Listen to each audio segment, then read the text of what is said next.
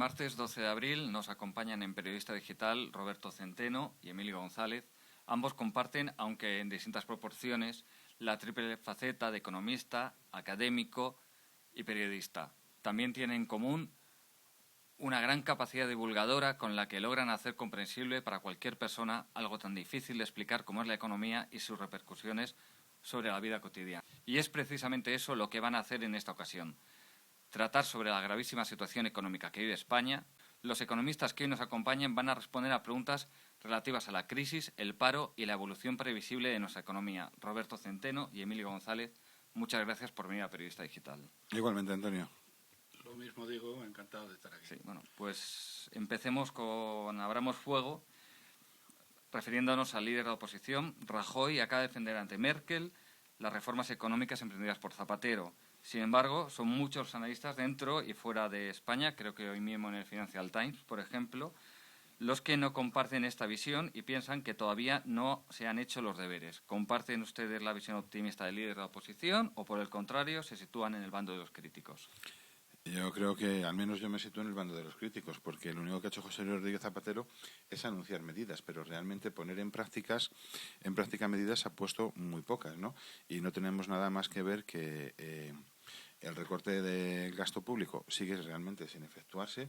Lo poco que está mejorando el déficit es como consecuencia pues de un ligero repunte en la primera mitad del año de la economía española, que probablemente no va a tener continuidad en el segundo, pero seguimos sin reforma laboral, seguimos sin reformas en los mercados, seguimos sin sanear el sistema financiero, seguimos sin dar solución a la crisis de la vivienda, permitiendo que los precios se ajusten en el mercado y, por tanto, pues siguen todos los deberes sin hacer. Con lo cual, yo creo que cuando dice el señor Wolfgang Munchau en el Financial Times que España está condenada a ser la siguiente en ser intervenida, muy descaminado, desde luego, no va.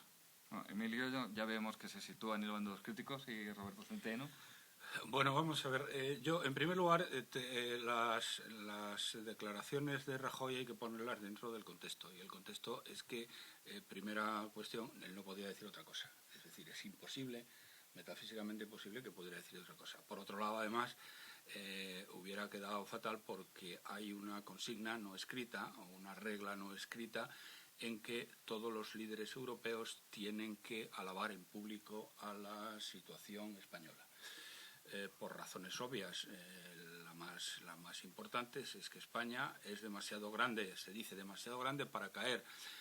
¿Qué quiere decir demasiado grande para caer? Pues que el endeudamiento que Alemania, o el riesgo que Alemania tiene con España, o el riesgo que Francia tiene con España, es absolutamente brutal. Si España cayera, el daño que iba a producir en las economías alemanas y en la economía francesa es tremenda. Téngase en cuenta, por ejemplo, el sector financiero, que está quebrado y que están intentando por todos los medios, en vez de cerrar las cajas de ahorro quebradas y meter en la cárcel a los responsables, pues que es lo que se tocaría y lo que debería hacer. En vez de eso, están inyectando decenas de miles de millones para nada. Pero claro, es que estas cajas deben a las cajas alemanas, pues deben algo así como 300.000 millones de euros. Sí, según los últimos datos del Banco Internacional de Pagos de Basilea, la deuda del sector bancario son exactamente 280.000 millones de euros con otras entidades bancarias. Pero luego está también la deuda con el Banco Central Europeo. Después, si quieren, volvemos a las bancas. Pero bueno, entonces, señor Centeno, ¿usted dónde se sitúa? ¿Los críticos? Usted no es un dirigente político. Yo soy critiquísimo porque, como acabas de decir, que me has dejado, no me he caído de la silla, pues porque estoy aquí firmemente asentado, pero que has dicho que este primer semestre que la economía está yendo bien. Emilio, ¿de dónde sacas que está yendo bien? Ligero repunte. Pero ¿de dónde sacas ligeros repuntes? La economía se está hundiendo desde el primero de año. ¿En qué se está hundiendo? Pues se está hundiendo en todo. Primero, para empezar, hemos tenido dos novedades gravísimas. Una de ellas, la subida del precio del petróleo y del gas, que nos restan 1,4 puntos de PIB. Luego, las subidas de tipo de interés, que han empezado a funcionar desde hace 3 días, pero que ya estaban descontadas en la cotización del Euribor y, por lo tanto, la gente estaba pagando más. Pero es que no es eso solo. Es que el consumo es que se ha hundido en el mes de enero y febrero y hasta mediados de marzo. el consumo ha bajado entre un 4,5% los consumos básicos de alimentos y hasta un 30%, pues electrodomésticos, menaje del hogar, electrónica del hogar, etcétera, etcétera, automóviles, etcétera. Es decir, la caída es brutal. La inversión está cayendo al 8,1%. Entonces, bueno, el tema es absolutamente dramático, pero es que hoy nos enteramos, además, de otros dos datos catastróficos. El Banco de España publica las cifras de pasivos en circulación, es decir, la deuda de las administraciones públicas de verdad, porque la que se publica habitualmente y manejan el gobierno y manejan los palmeros del gobierno es la deuda según Maastricht, que deja de incluir muchísimos conceptos, por ejemplo, inversiones, etcétera. Bien, esa deuda es de 825.000 millones. Pero es que ni siquiera está todo ahí, porque resulta que además de eso están las deudas no comerciales, ahí están las emisiones de deuda, pero la deuda no comercial, lo que los bancos han prestado a los ayuntamientos o a las comunidades autónomas para que paguen la nómina, no está ahí metido, y eso son casi 100.000 millones de euros. No está metido tampoco en la deuda con proveedores. Y luego, perdón, ya eso voy, y no está metida tampoco la deuda con proveedores, que es deuda, y eso son como 50.000 millones. ¿De qué estamos hablando entonces? Estamos hablando de cerca de 1 billón, es decir, 970, 980, cerca de 1 billón de euros que deben las administraciones públicas. Y ni siquiera esto es lo más grave es que está creciendo a una velocidad de vértigo, porque la deuda de las comunidades autónomas y de los ayuntamientos está creciendo a un ritmo del 50 y tantos %. Es decir, la situación ahora mismo... nos falta la cifra de la EPA, que va a salir, parece ser, con una cifra, hoy lo comentaba un diario de la mañana, del orden de 4.900.000. En eso entraremos, Pero después. Quiero decir que yo creo que estamos a las 12 menos 5 de una catástrofe mayor. Vale, entonces usted, don Roberto, se ha adelantado a la siguiente pregunta, que era, bueno, pues la sociedad española parece instalada en un estado de pesimismo generalizado, como que usted creo que acaba de reflejar perfectamente, y yo les iba a preguntar que en qué fase nos encontramos en la actualidad y cuál será la evolución en los próximos meses. Creo que usted ya lo ha adelantado. Yo creo que la sociedad española no está en estos momentos precisamente congelada. Lo que pasa es que hay que tener en cuenta también el calendario en el que nos movemos. Estamos en estos momentos en un calendario político y la sociedad española lo primero que quiere es manifestarse a través de las próximas elecciones municipales y autonómicas, donde pues parece que se avecina un fuerte varapalo para el Partido Socialista, y después ya veremos a ver, pero también es verdad que cuando la situación se tensa tanto que no se puede resistir, la sociedad reacciona. De hecho, ya para este viernes está anunciada la huelga del transporte, la huelga de los transportistas autónomos, porque el precio de las tarifas de transporte están reguladas, es de los pocos precios que quedan regulados en la economía española, están congeladas, mientras que el coste del combustible ha subido un 24,6%. Entonces, en estos momentos, los transportistas, entre poco negocio y combustible muy caro, están operando a pérdidas, y además con las empresas pagándoles a 60 o 90 días en el mejor de los casos. Luego ya tenemos la primera reacción, y la primera reacción además es una reacción importante, porque sin transporte no hay abastecimiento de mercados, pero además aquí va a ser también un poco prueba de fuego. Si el gobierno concede, los que vienen después son los agricultores, y otros grupos no, y otros grupos pidiendo el mismo tipo de trato. La concesión implica además subida de precios, y eso el gobierno no lo quiere. Si está luchando, por un lado, por contener los salarios, ¿no?, y por contener a los sindicatos para que se pueda aplicar una política de contención, de moderación salarial, de congelación salarial, incluso en algunos casos de reducción, pero por otro lado tiene un problema presupuestario, porque es que las pensiones están ligadas, la evolución de las pensiones está ligada a la evolución de la inflación. Esa ley no se ha cambiado, y por tanto, si la inflación este año sube un 4 o un 5% como consecuencia directa o indirecta del petróleo, las pensiones el año que viene tienen que subir en la misma proporción. No, eso está quitado ya.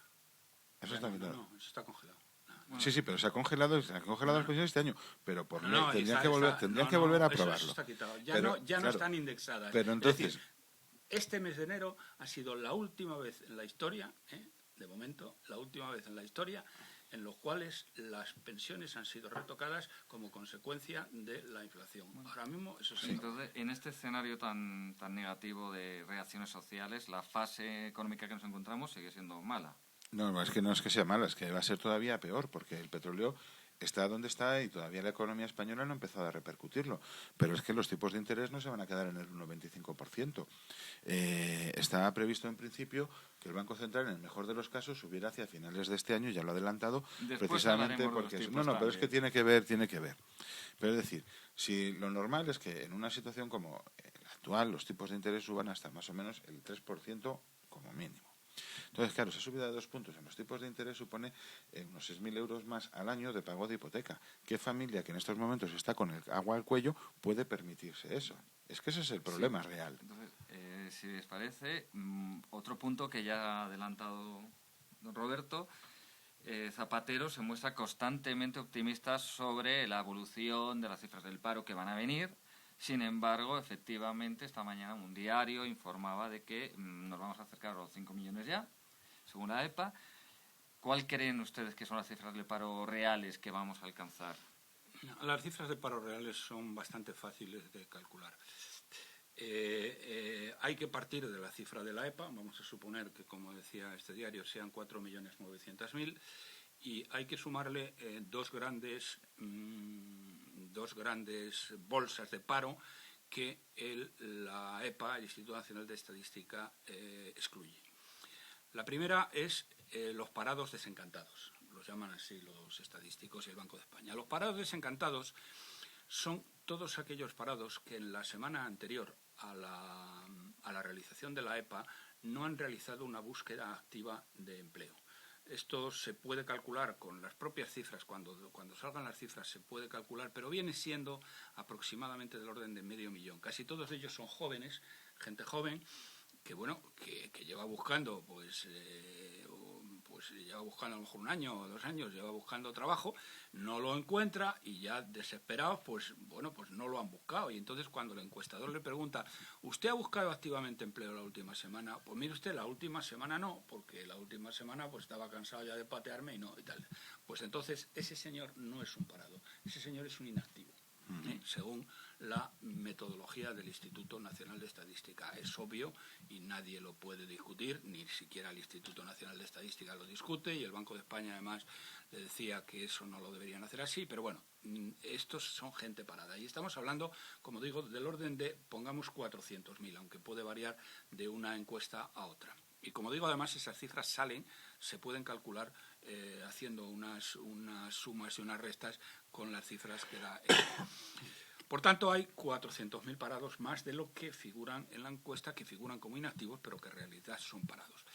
Y luego después hay otro colectivo que viene ya del año 2005. En el año 2005, en enero de 2005, el Instituto Nacional de Estadística hizo un cambio metodológico aprovechando que tenía que cambiar una serie de normas para adaptarse a la Unión Europea, pues aprovechando que el Pisuerga pasa por Valladolid, hizo una recomposición diferente de lo que se consideran empleados a tiempo parcial y no empleados a tiempo parcial.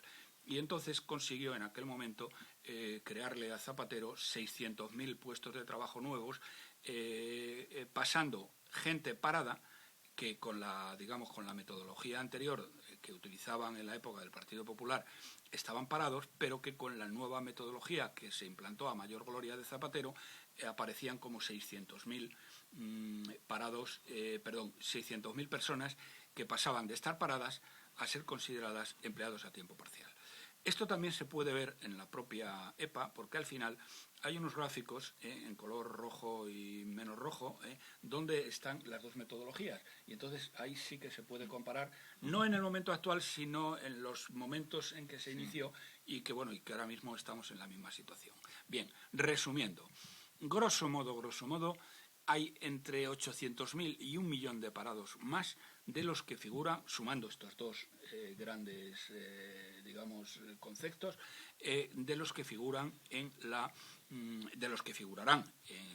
próxima EPA. Por lo tanto, señoras y señores, estamos hablando que en España, en este momento, nos estamos aproximando a los 6 millones de parados y no a los 5.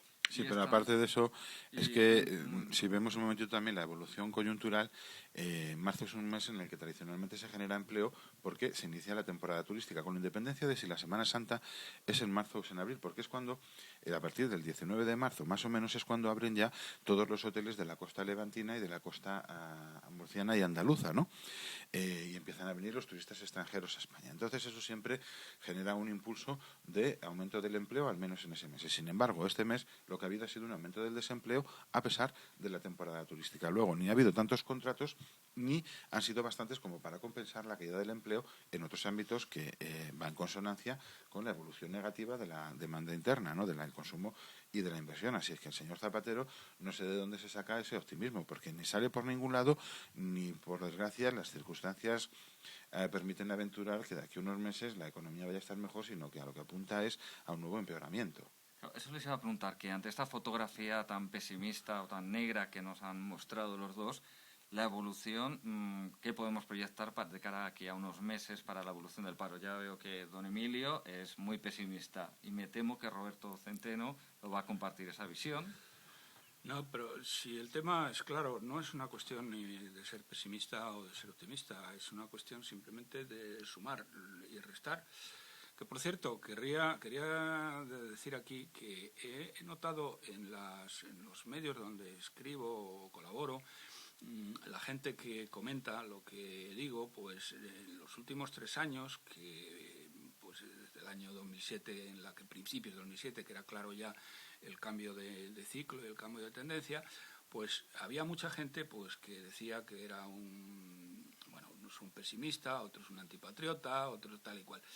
Pero curiosamente, en los últimos meses, sobre todo en el último mes, la mayor parte de la gente que escribe, y es bastante, me está diciendo lo contrario, lo cual me deja altamente perplejo, porque me está diciendo, sí, bueno, señor Centeno, usted dice, deja de decir no sé qué, no sé cuánto, pero la situación es mucho peor de lo que usted está diciendo. Entonces, ¿esto qué significa? Significa que la gente realmente lo está pasando muy mal. Entonces, dicho esto... Quizá, si me permite un momento, Roberto, la interpretación es más sencilla. A priori, hasta que no sufres las consecuencias de lo que está pasando, te parece alucinante que en un país que se suponía moderno y avanzado como este ocurra lo que está ocurriendo, ¿no? Eso sí, cuando lo empiezas a sufrir te das cuenta de que las cosas son, como se decía, e incluso peor, ¿no? Y de ahí ese cambio. Y que les quería hacer una pregunta también, porque la política al final afecta a la economía afecta a la política, todo está interrelacionado. ¿Cómo creen ambos, por favor, que afectará a la economía el anuncio de Zapatero de que no volverá a presentarse a la presidencia del gobierno? ¿Tendrá algún efecto? Creo de cero.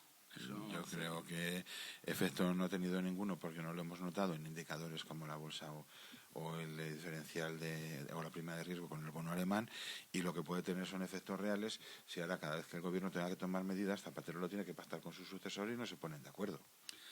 No, efectivamente, el problema, vamos a ver, de momento, la verdad que he dicho muy deprisa lo de que no, porque cuando la gente se dé cuenta de algo que es obvio, y es que ahora mismo, es decir, hasta el día 2 de abril, que fue cuando lo anunció, estábamos en manos de un loco, y a partir del 2 de abril es que estamos en manos de los dioses. ¿Por qué estamos en manos de los dioses? Porque aquí nadie se preocupa ya de España ni de la economía. Cada uno se preocupa de salvaguardar el cocido y de darse puñaladas los unos a los otros, tanto en un lado como en el otro. Pero vamos, sobre todo en el gobierno, que es importante, que está gobernando.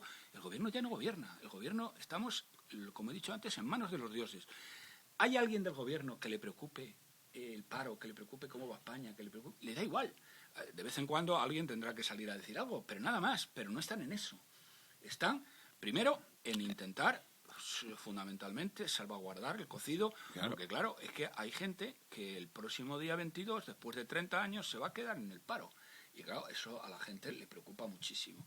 Y entonces están en ello, están intentando ver cómo esto. Y luego, dentro de las personas que no tienen una implicación directa en las elecciones del 22 de mayo, pues están luchando como leones, unos por unas, otros por otros. Es decir, están en un proceso sucesorio donde lo único que les importa es quién narices va a mandar. Pero España ahora mismo no le importa a nadie. Por lo tanto, retiro lo que he dicho antes, va a tener un efecto muy negativo porque nadie se está ocupando de España. Claro, es que ese es el problema. En estos momentos a mí me dicen que en Moncloa ya la lucha ya está allí desencadenada entre los Rubalcabas, los zapateristas y demás, y que eso se traslada después a lo que son las propias reuniones del Consejo de Ministros, ¿no?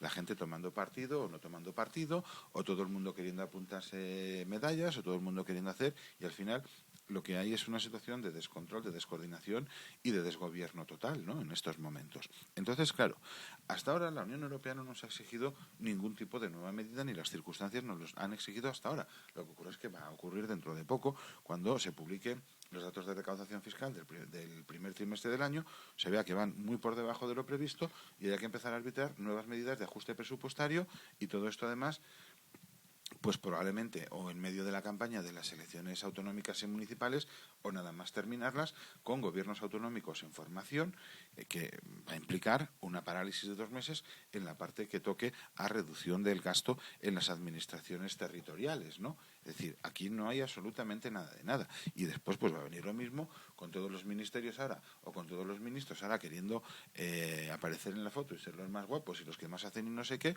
de cara a colocarse todos para las próximas elecciones generales, unos del lado del ganador, otros aspirando a la sucesión y otros simplemente a ver si pueden conservar el escaño, que es tan simple como eso, porque lo que se va a perder, los puestos de trabajo que va a perder el Partido Socialista en las elecciones del 22 de mayo, se van a repetir esas pérdidas probablemente en las próximas elecciones generales, ¿no?, donde muchos van a perder su acta de diputado y hay que volver otra vez a la vida real y a ganarse el pan como cada uno como buenamente pueda.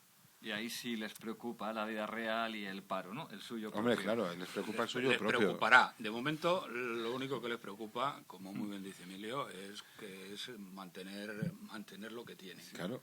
También les quería plantear sobre los organismos internacionales. La OCDE detecta o dice detectar señales de retroceso en España. Mientras tanto, el FMI mejora o dice mejorar las previsiones de crecimiento para nuestra economía. ¿Cómo se entienden estos mensajes aparentemente contradictorios y con cuál de ellos pues nos quedamos? Sencillo. Si el FMI es el que tiene que rescatar a España, pues tiene que mandar mensajes positivos para abaratar la factura. La OCDE no tiene que rescatar a nadie y dice la verdad.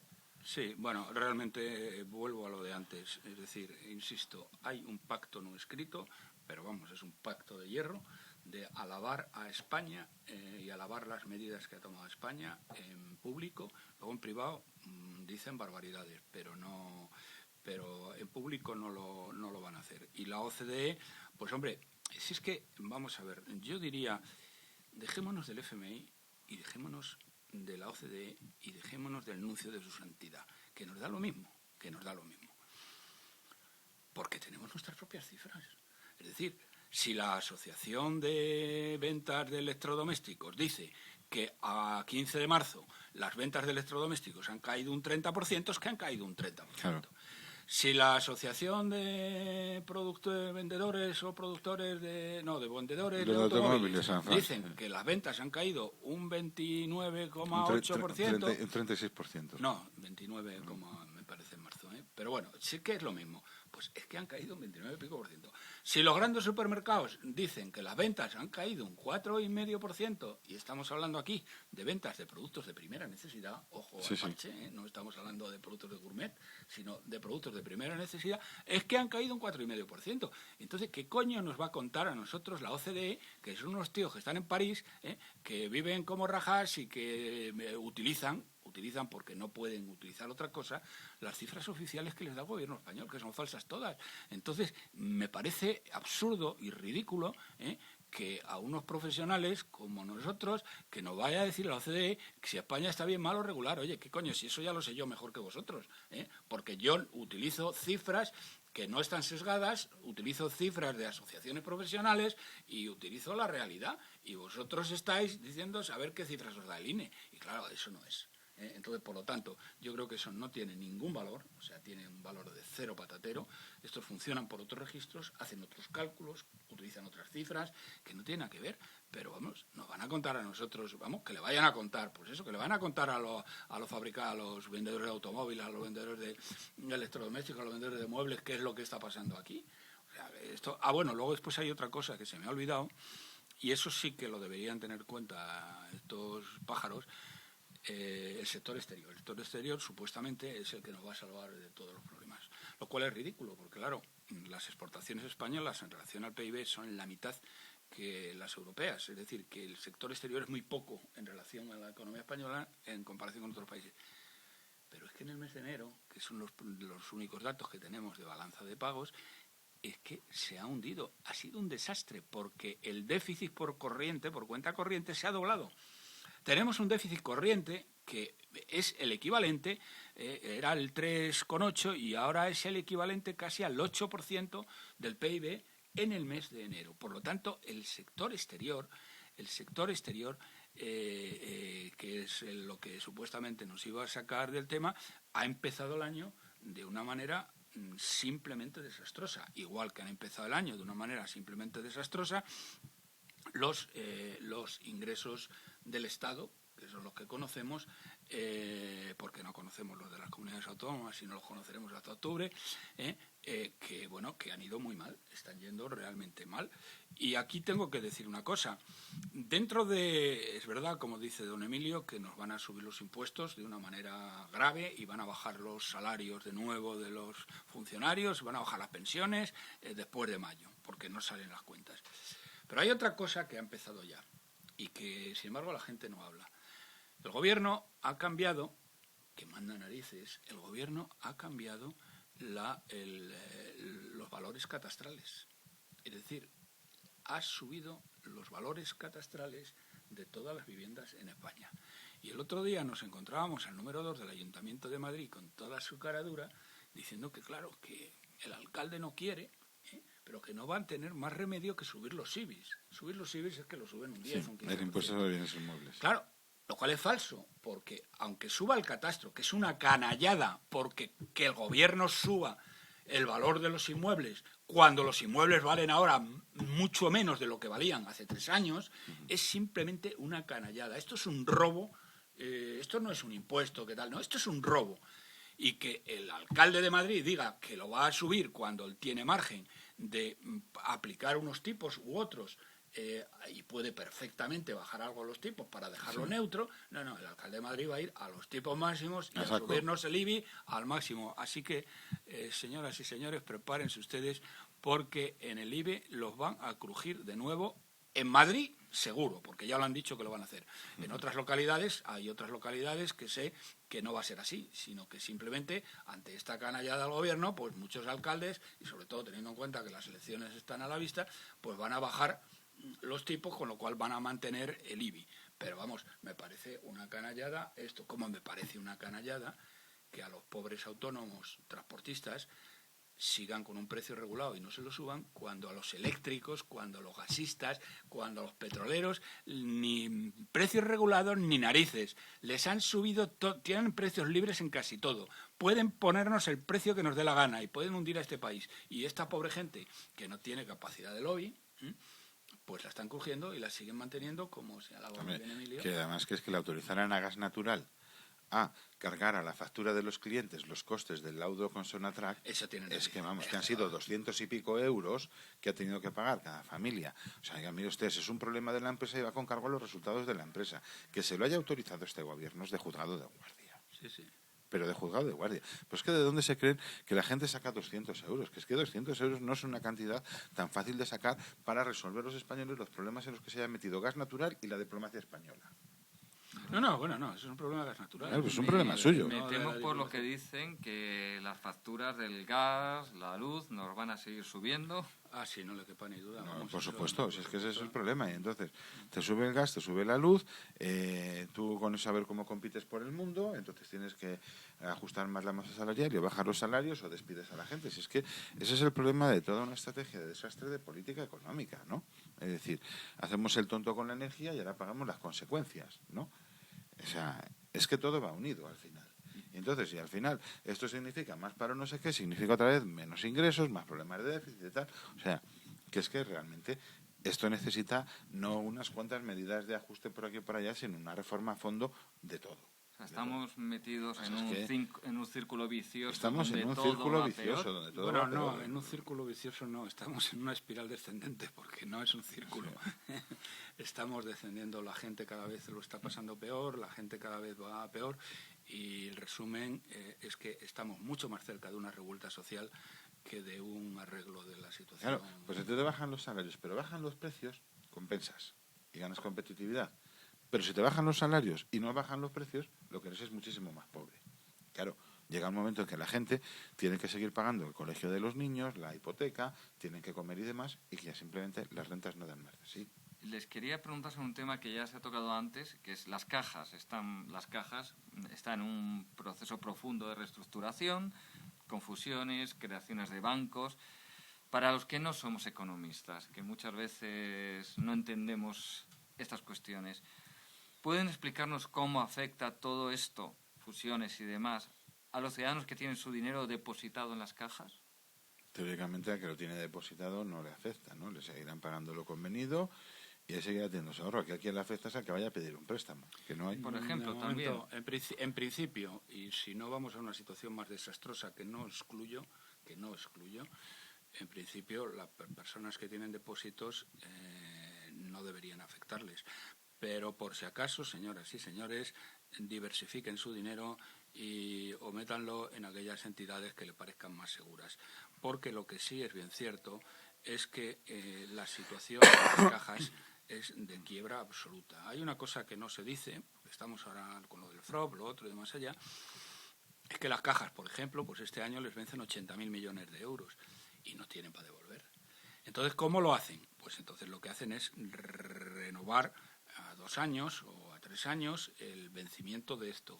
¿De qué manera? Con aval del Estado. Entonces, les llevamos avalados ya a esta panda de golfos, les llevamos avalados el año pasado y el anterior como 80.000 millones de euros. Y eso es una cifra absolutamente impresionante de avales que además ellos no van a poder devolver nunca. Entonces, claro, ¿qué es lo que ocurre? Que dentro de 3 años, cuando las cajas alemanas digan devuélvame el dinero, y mire usted, pues no puedo, entonces irán contra el Estado español y entonces están haciendo lo mismo que ocurrió en Irlanda. Es decir, una deuda que es bancaria se ha convertido en deuda de los ciudadanos. Es decir, la deuda ahora mismo, ya esos 70.000, 80.000 millones que les hemos avalado, esa deuda ya no es de los bancos, de las cajas, esa deuda es de los españoles. Nosotros somos los avalistas. Por lo tanto, las cajas alemanas, llegado el momento, dentro de 2 o 3 años, que vuelvan otra vez a vencer el periodo que les han dado, entonces ellos vendrán contra el Estado español, vendrán contra los ciudadanos españoles. ¿Y cómo lo pagaremos? ¿Con más impuestos? Pues con más impuestos, no hay más remedio que pagarlo con más impuestos. Y claro, esto simplemente es que esto es de juzgado de guardia, porque, insisto, lo que tenían que haber hecho es cerrar las cajas y meter en la cárcel a los responsables de esta historia. Y lo que estamos haciendo es dándoles dinero, por un lado, de una manera, digamos, más visible, a través del FROP y todo lo demás, y dándole dinero de otra manera mucho menos visible, pero mucho mayor cantidad, avalándoles los vencimientos de deuda que ellos son incapaces naturalmente de pagar y que no serán capaces de pagar nunca. Yo desde luego lo que creo es, primero, que a los directivos de las cajas de ahorros que las han llevado a esta situación habría que encarcelarlos a todos como se hace en Estados Unidos, ¿no? Y a los políticos que lo han consentido.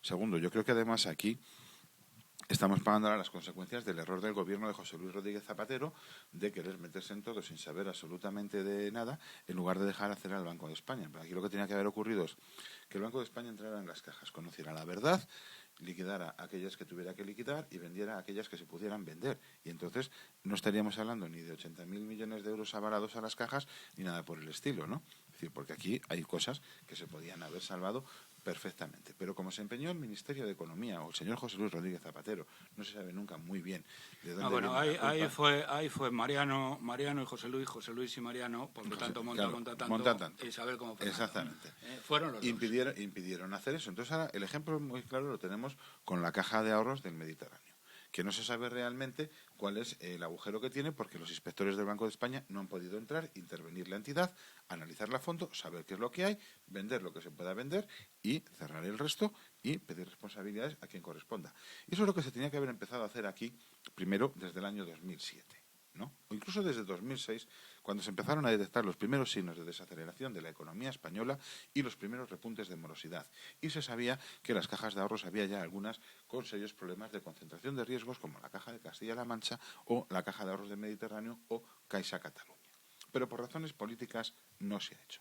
Y entonces el problema hubiera tenido solución. Y además nosotros tendríamos una crisis económica mucho menor, porque el problema se había resuelto y hubiera circulado el crédito para las empresas, ¿no? Entonces, esta crisis hubiera sido mucho menos profunda, mucho menos intensa para nosotros. Pero como los políticos se han metido a mangonear absolutamente todo y se han mezclado los intereses de los partidos a nivel nacional con los intereses de los partidos a nivel regional, al final estamos en 2011, la casa sigue sin barrer, pero la porquería se acumula tanto ya que es que ya rebosa por las ventanas y por las chimeneas. Y ese es el problema, y ahora es mucho más difícil gestionar esto. Entonces, ¿cómo hacemos para limpiar los efectos de ese síndrome de Diógenes financiero? Pues es que tendremos que empezar lo primero por dejar que el Banco de España haga lo que sabe hacer muy bien, que es actuar en crisis bancarias, para lo cual lo primero que habría que hacer es remover al gobernador del Banco de España de su asiento, porque es un gobernador que es sectario de carne. Bueno, es el culpable de toda esta historia, porque efectivamente, en teoría, el Banco de España sabe hacer esto, pero el gobernador lo ha impedido total y absolutamente, porque, por ejemplo, en Caja Castilla-La Mancha han entrado. ¿Y qué han hecho? Pues enterrar 9.000 millones de euros de los españoles para no hacer nada. ¿Por qué? Porque el gobernador no les ha dejado. Entonces, el gobernador es el primero que tendría que ir a la cárcel. Sí, sí, por supuesto, completamente de acuerdo. Y a partir de ahí vamos a ver qué es lo que se puede salvar en estos momentos, qué es lo que con el tiempo puede tener solución y qué es lo que hay en estos momentos que liquidar como sea, ¿no? Es decir, pues vamos, no nos llamemos a engaño. Aquí ofrecemos redes de oficinas a la banca extranjera y hay más de uno que está interesado en operar con una marca española. Pues ¿por qué no se le puede vender? Pues por ese localismo de los políticos regionales, de mientras la caja esté bajo mi control, yo hago y deshago a mi gusto, y si resulta que esta caja se le vende a una caja alemana o a un banco francés o a un banco americano, esto yo ya no lo controlo y se me acaba una cuota de poder. Si es que ese es el problema de fondo en este país, ¿no? O sea, porque lo de las cajas todavía tiene esa solución y, hombre, nos va a costar al final poner dinero, pero desde luego no es lo mismo poner 20.000 que 80.000 millones de euros. Yo soy más pesimista que tú. Yo creo que ya aparte ya no tiene solución. Pero bueno, eso ya lo veremos. Bueno, y ahora cambiemos de tercio. Les quería preguntar, yo supongo que es una pregunta que se hacen muchísimas personas, ¿cuándo será un momento, si es que va a llegar, para comprar una casa? Y si se puede elegir, ¿debe optarse por esa vía o en la actualidad es más conveniente el alquiler? El alquiler. El alquiler, sin duda. Vamos, eso no tenga ni duda. Y yo nada más le voy a dar una cifra. Esto, yo creo que lo publicaba el Financial Times o The Economist. Las casas de media tienen que bajar un 40%. Sí. Entonces, aguanten ustedes como puedan y no compren, porque hay un stock de viviendas que probablemente supera los 2 millones de viviendas reales, teniendo en cuenta lo que tienen los bancos y las que tienen particulares que compraron para especular y que no las han habitado, es decir, que son casas nuevas. Hace poco salió un informe que, incluyendo también las casas que están a medias de construcción, ¿no? A medias de construir, son en realidad 3,2 millones de viviendas, ¿no? Entonces, si tenemos en cuenta, decir, partes son segunda residencia y esas podrán tener mejor salida, pues porque es la casa en la playa, y si no la puede comprar un español, pues siempre la podrá comprar un extranjero que le guste veranear en España o que le guste pasar aquí el invierno y el verano en los países escandinavos de donde sea de origen, ¿no? Pero, segundo, los elementos de demanda que han explicado, también la fuerte subida del precio de la vivienda ya no se van a dar, porque la natalidad en España ha descendido desde 1975 y aquí desde el año 97, fundamentalmente, parte de esa presión de demanda de vivienda era de la generación del baby boom, que hasta entonces no se había podido comprar una casa o porque no tenía trabajo o porque los intereses estaban por las nubes, pero eso ya no se va a repetir. Y lo mismo con la inmigración. Aquí han venido 5 millones de inmigrantes porque había empleo. Aquí, ahora que no hay empleo, aquí no van a venir inmigrantes tampoco a demandar viviendas. Con lo cual, esa presión no va a existir. Pero es que luego además también hay que tener en cuenta que la casa valdrá lo que fija el mercado. Y el mercado, ¿cómo va a fijar el precio? Entre otras cosas, por lo que pueda pagar la gente. Y si tenemos los sueldos a la baja, los bancos que ya no van a dar, ni muchísimo menos, ni locos, el 120% del valor de la vivienda como crédito hipotecario, sino que darán, de momento en el no mejor te dan de los nada casos, si la casa no es suya. Si la casa no es suya. Si la casa no es suya no te dan Pero nada. Pero lo que te están viniendo a dar en estos momentos ya es el 80%. Luego uno tiene que tener ya un 20% ahorrado. Y además los tipos de interés ya son bastante más altos, ¿eh? Ya un crédito hipotecario ya no está al 2%. Ya está en estos momentos entre el 4 y el 5%. Y eso al final, una familia que tiene que hacer, o que hacen ya en estos momentos una familia. Es decir, ¿cuánto puedo destinar a vivienda, a alimentación, al colegio de los niños, a vestuario, etcétera? Y esa cantidad se ha reducido. Luego, por mucho que alguien quiera vender una casa por 600.000 euros, no va a encontrar mercado para ello. Entonces, hoy por hoy es mucho mejor estar en alquiler, que el alquiler es un precio mucho más exacto, porque al final uno alquila una casa en función de lo que buenamente puede pagar y los alquileres sí se están ajustando rápidamente, ¿no?